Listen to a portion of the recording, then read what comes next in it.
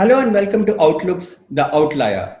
This is the show where we have top names from the fields of politics, bureaucracy, science, art, sports, literature, music, and so on. But here, the people who join us are more than just top names. They are the trendsetters. They have broken rules. They are an inspiration to the younger generation. Our outlier this week is restaurant magnate AD Singh. AD Singh brought in a new wave of standalone restaurants to India in the 90s. Those of us who are in our 40s and 50s would remember the thrill of going to Just Desserts in Bombay, as it was called then, in Kala Ghoda, to listen to the jazz music, to have coffee, to just hang out. Then AD Singh brought in Olive, again starting from Bombay, and then soon it came to Delhi near the Mehroli area, near the Qutub Minar, and it was an iconic restaurant. He, of course, is credited with a string of popular restaurants like Soda Bottle Opener Wala, the Iranian Cafe Experience, Monkey Bar, the Resto Pub, which is a very successful Resto Pub. Then there's Fatty Bao for Asian cuisine. There's Guppi for Japanese, and so many others. Lady Baga for Goan, and so many others. In fact, the Olive Group in all runs over 35 restaurants in major cities in India. AD Singh had great plans to expand within the country and abroad, to take his restaurants to about 100 in India at least, when this coronavirus pandemic stuck.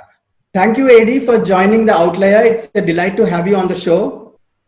Thank you, Satish. My pleasure. So, as I was saying, business is tough, isn't it? It's suddenly it's hit everybody, and particularly in the restaurant business. Satish, I've actually, this year I complete being 30 years in the restaurant business. I'm one of the old timers. In fact, I've started receiving Lifetime Achievement Awards. Which really You're not that old. But the truth is that in everything I've seen, and believe me, I've seen a lot, nothing prepared me, nothing prepared the industry. I guess nothing prepared any of us for what's happened now, this pandemic, subsequent lockdowns, deaths, the worry, the concern, the risk for everybody. So yes, it's a very tough time.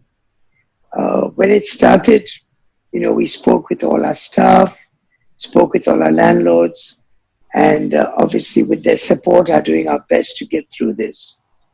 But it's going on and on. It was 3 months yesterday for the lockdown. Right. And I'm really not sure how long establishments, employees, landlords, everybody is really struggling now. And there doesn't seem to be, a clarity on when this is going to get much better. The ICMR on Mondays released a report saying they fear the crisis will peak in November. Yeah. First time I'd seen that, and if that happens, I think it'd just be even very much more difficult for everybody. Would you have to take the drastic step of closing down some of your restaurants? To be honest, Satish, in our industry, because every restaurant takes a lot of money to set up. Right. Companies are always very reluctant to close. You try to manage, make it work, do something a little different, because you've invested so much in the back end as well. However, I think it's clear to us, even now, a couple will have to shut. And if it goes on 3-4 more months, I'm really not sure how bad the impact can be. What happened actually, Satish, even pre-COVID, the industry, of course, is very glamorous, exciting, got a huge future. It's worth building a career in it. Yes. And the good thing for the entrepreneurs who watch this webinar, it's becoming more and more professional every day. So that's it's not the sort of mom and pop shops that it used to be before. It's becoming much more professionally run. And as such, I'd say much more attractive to entrepreneurs, even looking for a job to begin with. Yeah. However, even before COVID struck, for the last 3 years, there's been a lot of volatility in the industry, starting from demonetization, then the highway ban that happened trying to save Yes. fatalities on highways, but unfortunately crippled all sorts of hubs and malls and restaurants that were near highways, even within cities, which was not the intention of the Supreme Court. But by the time that was clarified 6 months later, it was a crippling blow. Hmm. In that summer, the government experimented with bringing GST in. Nothing wrong with that, probably a progressive step. But unfortunately, they removed the input tax credit for restaurants, which affects our bottom line by about 6-7%. As it is, our margins are fairly low in good times. 6 Hmm. 7% is a huge blow. And then, unfortunately, that same year in December, there was that awful Kabra Mills tragedy where 12 to 14 youngsters lost their lives. It was awful. Yes. And as a result of that, across the country, there was a lot of backlash. And it led to, unfortunately, in Bangalore, the passing of some new rules that you cannot play music where you serve liquor. Now, that is crippling for any bar. People come for the combination to have a drink, some nice food, listen to music. Right. That, that rule has frankly still not been changed. It's been linked to the occupation certificate of the buildings, which most of Bangalore hasn't had for 30 years, doesn't have Yeah. today. And so I'd say a few hundreds of restaurants and bars in Bangalore are struggling. Some deservedly so. Some didn't really care about their neighbors, and that's wrong. You know, wherever you work, you have to be respectful of your neighborhood. But for Yes. the vast majority of us that were trying to work with our neighbors, noise, traffic issues, etc., Hmm. it's been very damaging. So as a Hmm. result of all this, even pre-COVID, the industry was struggling. And Hmm. as such, most of us didn't have any reserves to deal with this fallout, to look after our staff the way that we should, and so on. AD, the other, the restaurant business, it's such a people-oriented business. It's full of people. So the job losses are going to be also very, very quite a few. How do you think? Where can they go? Do you think they can reskill? Maybe some other industry could absorb them. Especially for the younger ones, reskilling is of course possible. But I think all industries are reading right now how easy Yes. it is to switch to another one. Who can say? Most of them currently are joining delivery fleets. But if you have transport, that's an easy option. Yeah. However, like in the case of our company, we had closed early so that most of our staff were able to go home before the lockdown was enforced. And as such, many of them have been safe, the costs have been low. However, many of them don't want to come back yet. There's still so much risk in our big cities. They want to Yes. stay at home where they're safer, etc. So at the moment, frankly, it's not such an issue of oversupply of people, but there seems to be a balance city to city between the work available and the people available. We have, through our teams, through our managers, reached out to all our guys and said, look, we're also in no hurry to have you back because of the very low demand right now and the risks right now. So take your time, you won't lose your job, stay in touch with your bosses at your units, and come Mhm. back in a scaled, safer manner. So I'm Okay. hopeful that in a few months we will be able to reabsorb almost everybody that was with us pre Okay, this. so they at this point they must be at a kind of a lower pay, or they have to maybe a pay cut or something. So to be honest, Satish, as I shared earlier, most of us had no reserves when COVID hit. Most of us have already borrowed to keep going, and we're Hmm. working hard towards better times.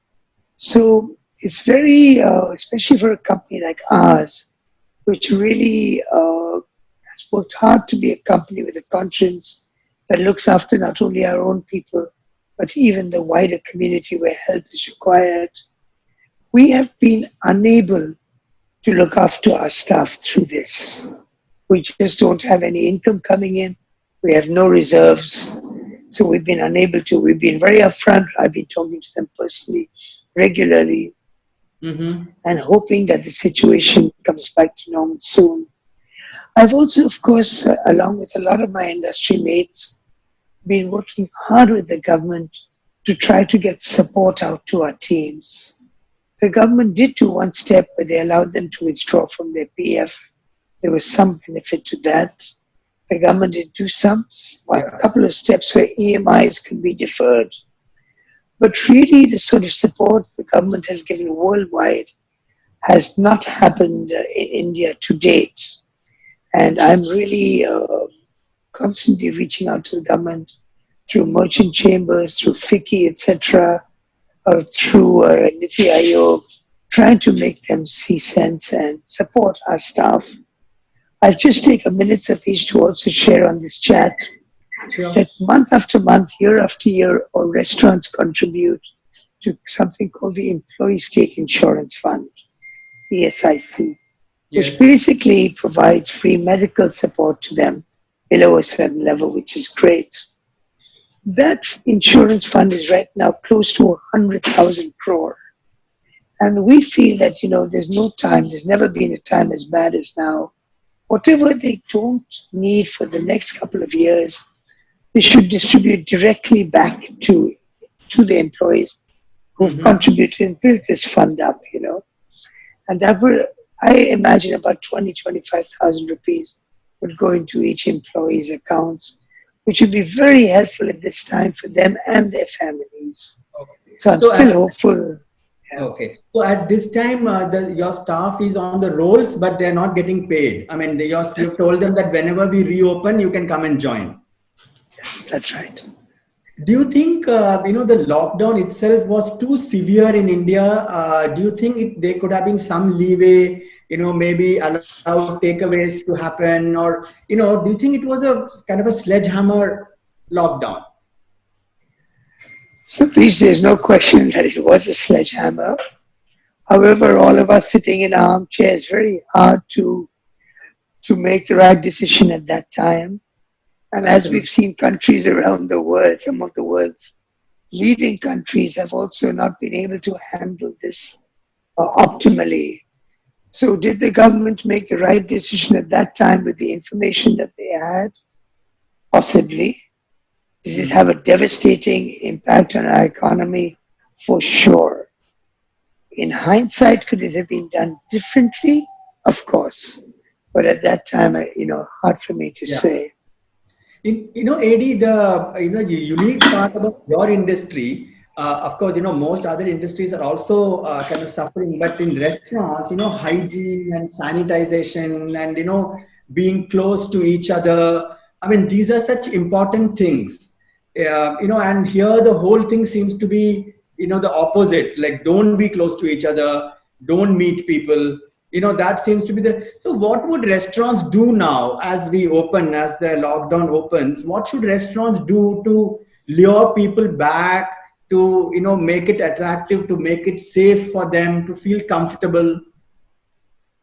So as you said, Satish, number one priority for all businesses which are consumer dependent is to put in place the right systems, processes, equipment, to make the customers and the staff's experience at the restaurant as safe, as risk-free as possible. That's step one. And then step two is to continuously communicate that to your potential customers. And three, make sure that it's being implemented 110% day after day after day. That is clearly the need of the hour. In the restaurant business, of course, customers come to us for a great experience. Yes. And we have to make the effort to make sure that the quality of the experience, the quality of the meal is not compromised while putting in all these safety measures. The disposable income with most of us, with most people with salary cuts and, and the rest of it is, it's not that much anymore. Do you think some restaurants might have to rationalize their prices, bring them down, and change the menus perhaps? So, Satish, there's no question our economy has been hit far and wide. Uh, Yes.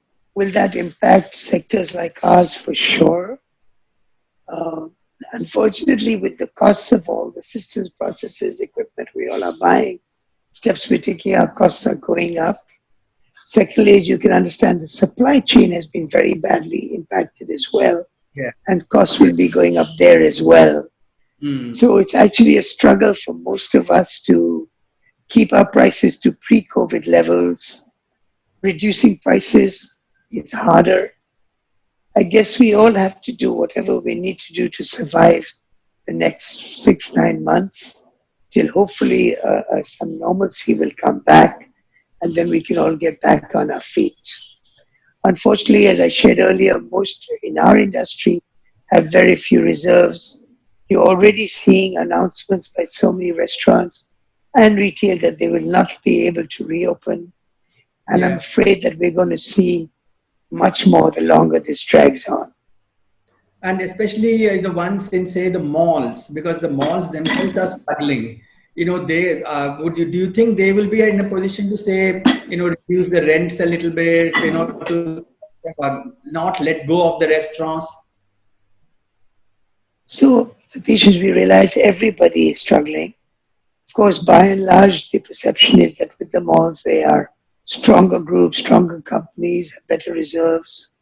And so we're all seeking their support to help us get through this so that we can all be, work together and get back to normal soon. Hmm. Without the support of the malls and landlords in general, our industry will not be able to survive this. It's very clear. And apart from your kind of restaurants, India is also host to a whole lot of lower end restaurants. The kamats, the dhabas up here in the north. What about how do you see them? About the sanitization part and the hygiene part. How can they cope? So that is Would it really be a big tougher for worry them? for, well, it's a big worry for customers. And we have seen through the lockdown that with respect to delivery, people are going much more to places that they have the trust and comfort that the right steps are being taken. So there has been a migration of business from places where customers are not sure to places Hmm. where they have more comfort. Will that affect slightly the more mom and pop shops, the dhabas, etc.? Yes, it will. And they need to do their best to make sure all the system processes are in place and communicate that for their survival.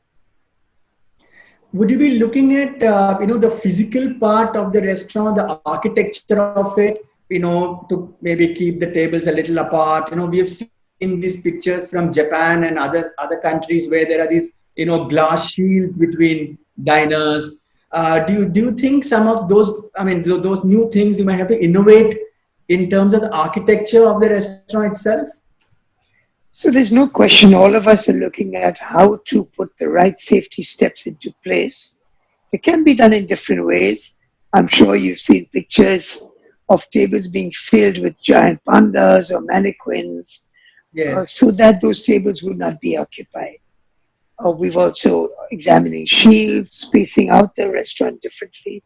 All sorts of different steps are being put in place to ensure certain social distancing. That has to be social distancing as well as of sanitization of, I mean, like, god forbid if somebody were to just sneeze in a restaurant, that evening is spoiled for everybody else. there. So we're working on temperature screening at the doors, on ventilation, that's very important, on the distancing, whether architecturally or through the pandas and the mannequins, etc. Yeah. So yes, and the government must understand, Satish, that the businesses themselves will be trying very hard to put all the steps in place. So otherwise customers won't come. This is not Yes. something that needs a mandate from the government. Customers now know exactly what they're looking for when Yes, they go it's out. it's pure survival question, Yes. really. Yeah. Yeah. And similarly, Satish, I would like to say on the stove that the ban on liquor, for example, in the restaurant industry is really hurting an already struggling industry. When a customer comes, he's sitting on a table, wants a glass of wine with his pasta or a beer with his pizza. Why should the government really mandate that? The rules are about distancing. Those have to be followed anyway, must be enforced. Don't go beyond because we are already struggling. Customers are also unhappy. Give everybody a chance to work it out as best as they can. The timing of this pandemic has particularly been bad for the industry, as it was really taking off to another level, isn't it? We were getting this Michelin star chefs. The new kind of cuisine was happening. You had plans to, I think, open about 100 restaurants in India and even go abroad. So all those must be on hold now. Satish, I'd say whenever this pandemic hit, it's the worst time. It has such far-reaching impact on everybody, on us, on our industry, on so many industries. It's awful. And the other area where there was a lot of action happening was the startup, the food startups, where there were a whole lot of innovative ideas were coming up. And what happens to that ecosystem? How do you see that? I mean, of course, I mean, that too is in trouble. How can that come out of it slowly, with new, maybe newer innovative methods? So to be honest, Satish, when I've been speaking at many panels over the last few years, I'd like to say here to all the entrepreneurs watching, is that our industry is the single hardest industry to open your first restaurant in. So you need to be very, very careful. It makes much more sense to take a franchise or work with an established company or established people for your first place. Find your feet, understand the business, don't lose all your family and your own money, and then grow from there, follow your dreams. So one good thing that I think will come out of this pandemic, hopefully it'll make people realize and be more cautious when they take their first step. So as such, I'm sure the startup ecosystem in our industry will continue for a long time, but hopefully it'll have better results and better successes because of the caution owing to this pandemic. Do you think there may be new ideas or, say more and more, say cloud kitchens, no hands kitchens, automated kitchens, maybe, you even have now robots serving you in some, in Sweden, and I was seeing some photographs. Would we go, I mean, that way, that route? Or maybe delivery, more and more home deliveries rather than people coming? Yes. I feel this is a paradigm shift for the delivery business, and there's no question that the delivery business, and therefore the whole cloud kitchen business, which caters to that as well, will grow very, very substantially at this time. Our entire industry is now looking at it. We as a company grow on the dining business, and we've been good at it, focusing hard, working hard on that. Now we're working hard how to build that opportunity as well along with our dining business. And we all have to do that. Do we all also have to separately innovate with robots or so many other ideas that are there? For sure. We need to be exploring every opportunity right now, new ideas, innovation, collaboration, and we're all exploring all of them. So, say soda bottle opener wala and Guppy or Monkey Bar will now start. There'll be takeaways. I mean, you could order in from home. Are you looking at those things? Absolutely. In fact, we're exploring a collaboration with a very large, well-respected firm, which could help the reach of soda bottle opener wala go up a few X times. So things like that, all of us are doing, and we need to do. Of course, I mean, as you said, the experience is not going to be the same. The whole thing of, dining out to meet friends and to be in a place that you like, it's really completely different from having, the meal at home. Absolutely. The delivery business is, to us, we see it as an adjunct, as an alternative to cooking at home. Nothing replaces the experience of dining out, to meet friends, family, to be seen, to see what's happening, meet people, etc. Enjoy yourself. That's very, very hard to replace. And restaurants are working hard to make sure that quality will remain despite the few restrictions that are there. That's the future of in dining. Thank you very much, AD Singh. All the very best. Let's hope that it doesn't go to too long, the lockdown and the crisis itself.